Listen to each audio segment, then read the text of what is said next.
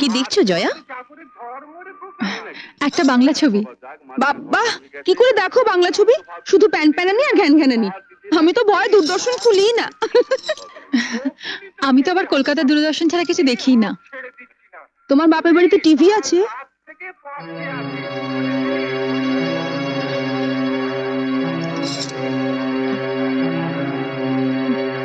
আছে, একটা ছোট ব্ল্যাক এন্ড হোয়াইট টিভি আছে।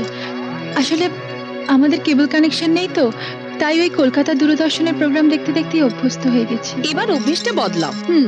ওটা বন্ধ করো আর কেবল টিভি দেখো। এখন আমরাও তো দেখবো। একটা দারুণ হিন্দি ছবি আছে। কি ছবি?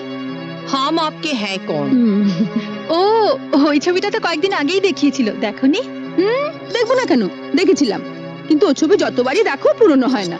আর মাধুরী দীক্ষিতকে দেখে তো মন আর ভরে না, তাই না দিদি? যা বলেছিস।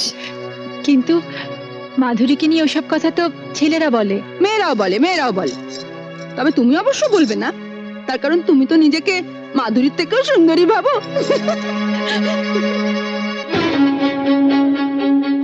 আমি ভাবি না মেজদি, তবে আমি জানি আমি কি।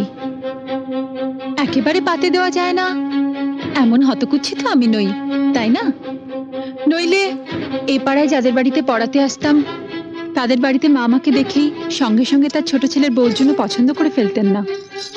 আর শুধু কি তাই, বলতে গেলে একেবারে বিনা পয়সায় এক কাপড়ে শাখা সিঁদুর পরিয়ে এবারই ছোট বউ করে নিয়ে এলেন। কলকাতা শহরে তো আর মেয়ের অভাব ছিল না। না, তা ছিল না, কিন্তু ছোট ঠাকুরপোর বিয়ের বয়স হয়ে গেছিল। অত সামান্য রোজগারের ছেলের জন্য কোনো অবস্থাপন্ন ঘরের ডানা কাটা পরি তো আর পাওয়া যাবে না, তাই তোমার সঙ্গে বিয়ে দিয়ে দিলেন।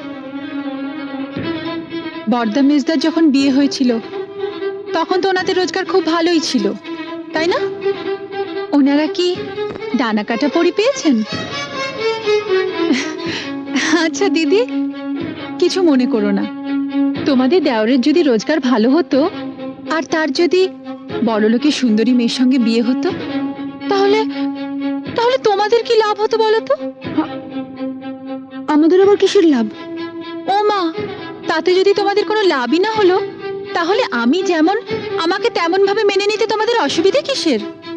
আমি তো তোমাদের বাড়া ভাতে ছাই দিতে আসিনি, বা আমি জোর করেও আসিনি।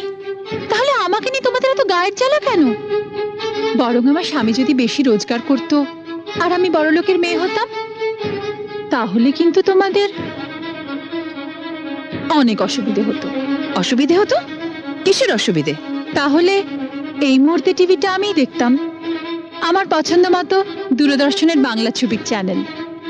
আর তখন তোমাদেরও আমার সঙ্গে বসে বসে ওই বাংলা ছবির প্যান প্যানানি ঘ্যান ঘ্যানানি দেখতে হতো, কারণ তখন তো তোমরা আর বড়লোকের বউকে চটাতে পারতে না।